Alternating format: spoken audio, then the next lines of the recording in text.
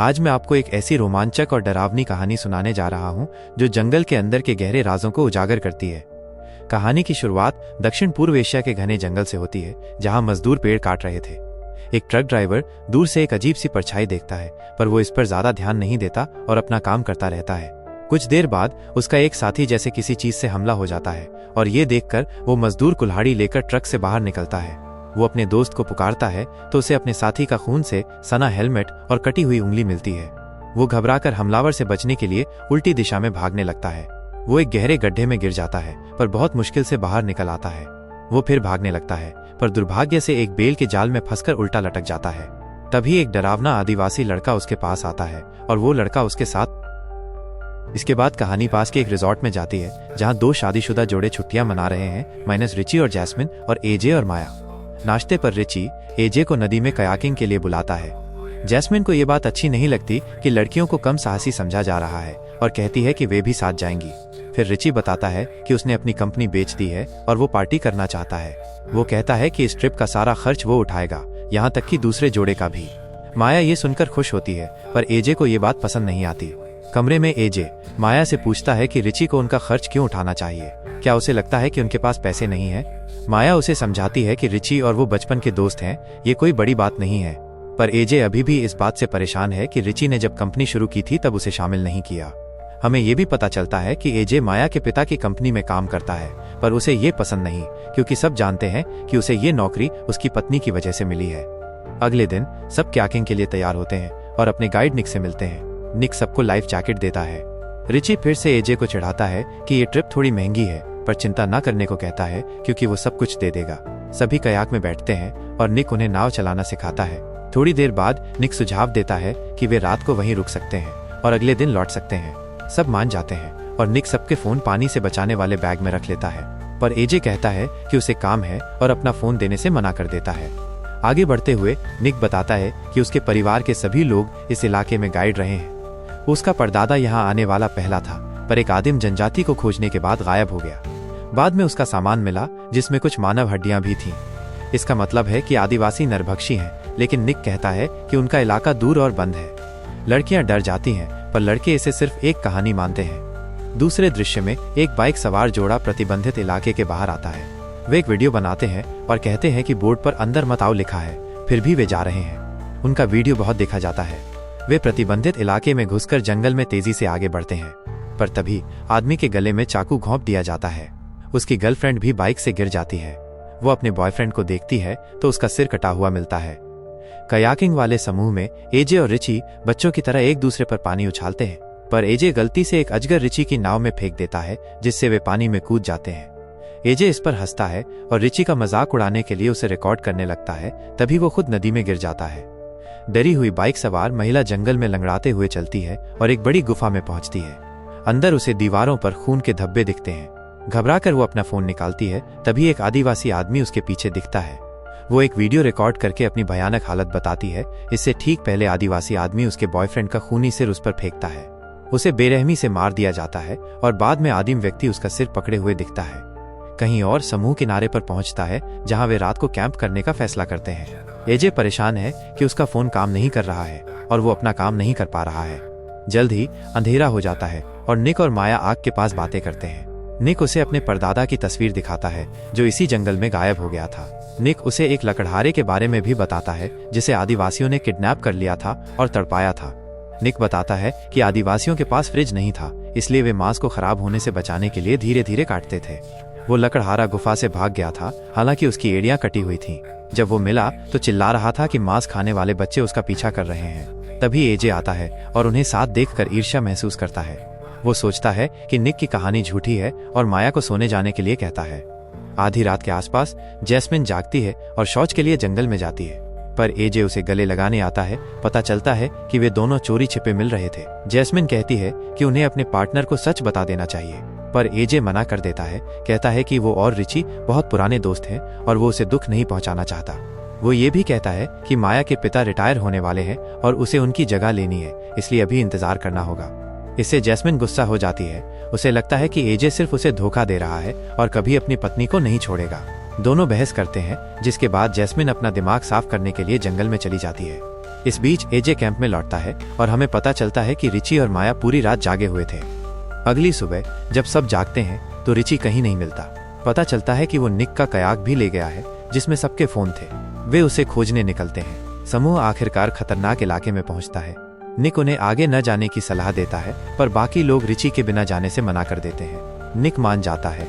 समूह उस इलाके में घुसता है जहां उन्हें एक खाली कयाक और लाइफ जैकेट मिलती है पर रिची नहीं दिखता। तीनों उसे खोजने का फैसला करते हैं जबकि निक किनारे पर रुकता है। वो कहता है कि अगर वे 1 घंटे में नहीं लौटे तो वो अकेला चला जाएगा। थोड़ी देर बाद निक को दूर से आवाजें सुनाई देती हैं। वो चाकू निकालता है और देखने जंगल में जाता है। उसे डर लगता है जब वो कई अजीब बिजूका देखता है।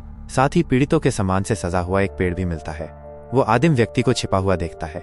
डरा हुआ निक भागता है। वो कयाक तक पहुंचता है और थोड़ी देर के लिए सब शांत हो जाता है। निक सोचता है कि हमलावर चला गया है पर तभी अचानक इस बीच तीनों उसी गुफा में पहुंचते हैं। उन्हें वहां खाली खून से सना हेलमेट मिलता है। तभी रिची कहीं से हंसते हुए आता है। वो माफी मांगता है और कहता है कि वो सो नहीं पा रहा था इसलिए कैंप छोड़ गया। वे उससे फोन वाले बैग के बारे में पूछते हैं पर वो कहता है कि उसने उन्हें नहीं लिया। कयाक पर वापस लौटते समय एजे रिची से पूछता है कि क्या सब ठीक है। जवाब में रिची अचानक उसे अपनी सफलता से ईर्ष्यालु होने का आरोप लगाता है। रिची फिर एजे को अपना फोन देता है, कहता है कि वो अब काम कर रहा है। इससे एजे को एहसास होता है कि रिची ने उसका फोन देखा होगा और उसे उसके संबंध के बारे में पता चल गया है। जब वे किनारे पर लौटते हैं तो निक और उसका कयाक गायब मिलते हैं। उन्हें लगता है कि उसने उन्हें छोड़ दिया है पर उन्हें उसकी चाकू जमीन पर मिलती है। समूह बाकी बचे 2 कयाक में बैठता है और खुद ही जाने का फैसला करता है। थोड़ी देर बाद उन्हें निक का कयाक एक किनारे पर मिलता है। वे एक बर्तन देखते हैं और जांच करने जाते हैं पर तभी उन्हें बर्तन के अंदर निक का सिर उबलता हुआ दिखता है जिससे वे बुरी तरह डर जाते हैं। समूह को अब एहसास होता है कि गाइड आदिम लोगों के बारे में सही था और तुरंत अपने कयाक में लौट आता है। वे नाव चलाना शुरू कर देते हैं पर एक आदिम व्यक्ति उन पर नजर रख रहा होता है। वो पानी से निकलता है और तुरंत एजे पर हमला करता है। माया उस आदिम व्यक्ति को एक बड़े पत्थर से मारती है और एजे उसे चाकू से घायल कर देता है। इस बीच एक और आदिम व्यक्ति दूर से सब कुछ देखता रहता है। समूह देखता है कि धाराएं उनके कयाक को बहा ले गई हैं, इसलिए वे उन्हें खोजने के लिए दौड़ते हैं। इसके बाद वो आदिम व्यक्ति जो सब कुछ देख रहा था अपने घायल दोस्त के पास आता है। वो उसकी छाती में एक कुल्हाड़ी मारता है और उसके दर्द को खत्म करता है। फिर वो अपने दोस्त का दिल फाड़कर खाने लगता है और बदला लेने की कसम खाता है। इस बीच समूह को एहसास होता है कि उन्होंने नदी के साथ साथ अपने कयाक को भी खो दिया है। पर जल्द ही अंधेरा होने लगता है और उनके पास रात को आराम करने के अलावा कोई विकल्प नहीं है। उस रात रिची पहला पहरा देता है और माया उससे बात करने आती है। वो उसे बताता है कि 3 साल की कोशिश के बाद जैस्मिन गर्भवती है पर उसने कुछ टेस्ट कराए और पता चला कि बच्चा उसका नहीं है। फिर भी रिची कहता है कि वो अपनी पत्नी से प्यार करता है और उसके साथ रहेगा।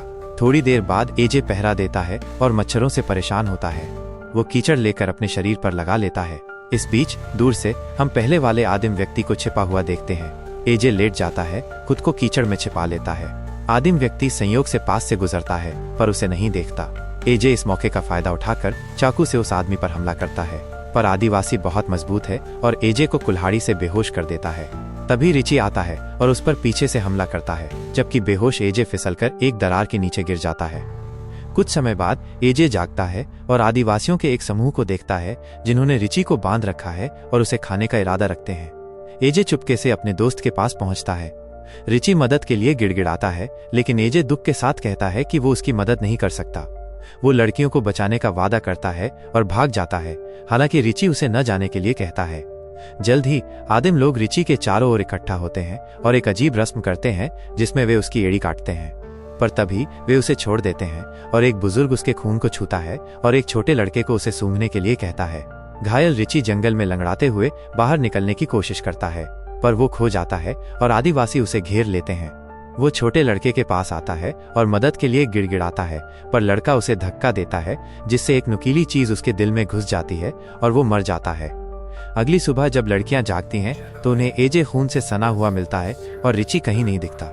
एजे झूठ बोलता है और कहता है कि रिची जीप खोजने के लिए चला गया है।